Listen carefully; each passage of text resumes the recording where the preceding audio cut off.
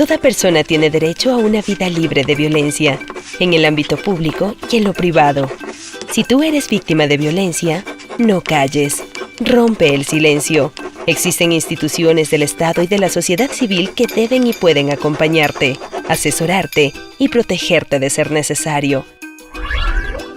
Si has acudido por caso de violencia a las unidades del Ministerio de Salud Pública o a los servicios especializados del MIES, a la VC o UPC de la Policía Nacional, a las autoridades educativas, a los centros de atención ciudadana del Ministerio de Justicia, al ECU 911, a las juntas o consejos cantonales de protección de derechos, hiciste lo correcto.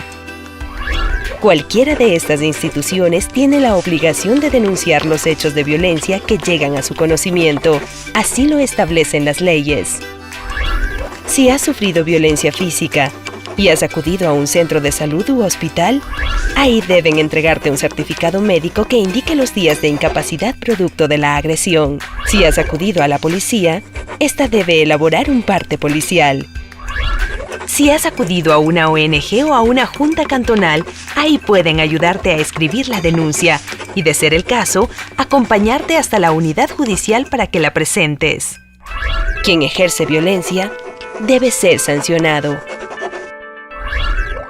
Si has tomado la decisión de iniciar un proceso judicial, los funcionarios deben atenderte con profesionalismo, con prontitud y calidez. Si las víctimas son menores de edad, personas con discapacidad o adultos mayores, la atención será especializada para asegurar la protección y la confidencialidad del caso. Puedes acercarte a una unidad judicial a poner una denuncia verbal o escrita. Para hacer este tipo de denuncia puedes ir sola. No necesitas abogado, ni llevar tu cédula de identidad. Si el agresor es tu pareja, ten la seguridad que no perderás la custodia de tus hijos. Si la denuncia es verbal y por la situación estás alterada, nerviosa, en crisis o requieres atención médica, los profesionales de la unidad judicial deben atenderte. También te consultarán si quieres rendir un testimonio anticipado. Si aceptas esta posibilidad, debes firmar una autorización y se te comunicará el día y hora en que debes venir a rendir tu testimonio. La ventaja de esto es que, si lo deseas, ya no debes acudir a la audiencia en que se juzgue a la persona que te agredió.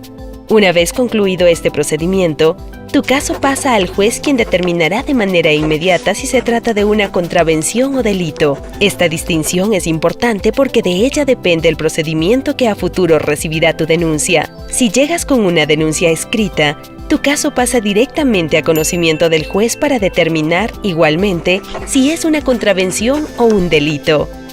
Si es una contravención, el juez deberá darte de manera inmediata medidas de protección, disponer que se te hagan exámenes médicos, psicológicos o de trabajo social, organizar la toma de testimonio anticipado, si has accedido a ello, y notificar al agresor que se ha iniciado un proceso en su contra.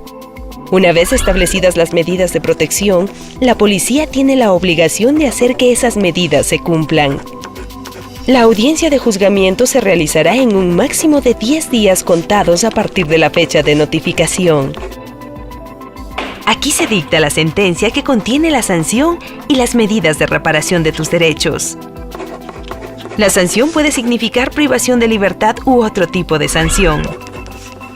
Debes conocer que todos los niveles de los ministerios de salud, de inclusión económica, de educación y también los municipios, a través de los consejos cantonales de protección de derechos, tienen la obligación de organizar redes y servicios para dar cumplimiento a estas medidas de reparación de derechos. Si es un delito, el juez te otorgará medidas de protección, ordenará exámenes médicos o psicológicos si son necesarios, se notificará a la persona imputada y esa documentación se enviará a la Fiscalía. En la Fiscalía, toda denuncia o conocimiento de un delito da inicio a la fase de investigación previa. Si tu caso ha sido calificado como delito, debes tener bien claro que durante el proceso de investigación, el fiscal reunirá los elementos de convicción que le permitan imputar a la persona investigada. Si el fiscal ha reunido suficientes elementos de convicción, se realizará la audiencia de formulación de cargos, que dará inicio a la etapa de instrucción. Su propósito es dejar bien fundamentado el caso y reunir más pruebas de ser necesario. Esta fase no puede durar más de 120 días. Los resultados de la instrucción fiscal se conocen en la audiencia preparatoria de juicio. Ahí, El juez analiza lo que presenta el fiscal y revisa si se han respetado los procedimientos. El resultado puede ser que se sobresea a la persona procesada o que haya llamamiento a juicio donde se dictará la sentencia. Es clave que en todo el proceso legal, las organizaciones de la sociedad civil, Defensoría Pública y la Defensoría del Pueblo te acompañen y vigilen el cumplimiento del debido proceso.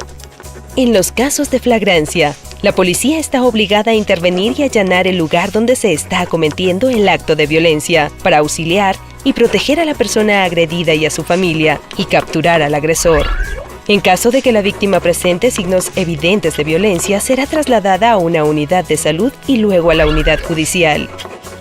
En la unidad judicial, si el fiscal determina que el caso califica como contravención, pasará a la audiencia de calificación de flagrancia, donde el juez sentenciará y dictará medidas de protección para la víctima. Si el fiscal califica como delito, solicitará a un juez medidas de protección, dispondrá exámenes periciales, mantendrá al agresor retenido hasta la audiencia y, dependiendo de las pruebas o testimonios recogidos, se pasará a la fase de investigación previa o de instrucción fiscal. En flagrancia, lo fundamental es constatar que no pasen más de 24 horas entre la aprehensión del agresor y la realización de la audiencia de calificación. Para que exista verdadera justicia, los procedimientos deben ser eficaces, ágiles y transparentes. Todos los servidores públicos están obligados a brindarte un servicio de calidad. Una vez emitida la sentencia, la reparación de derechos apenas empieza. Y aquí, el Estado y la sociedad civil tienen la obligación de atender tus necesidades y la de los tuyos. Hagamos que la ruta funcione y que su recorrido garantice el acceso a la justicia y la recuperación del proyecto de vida de las víctimas de violencia.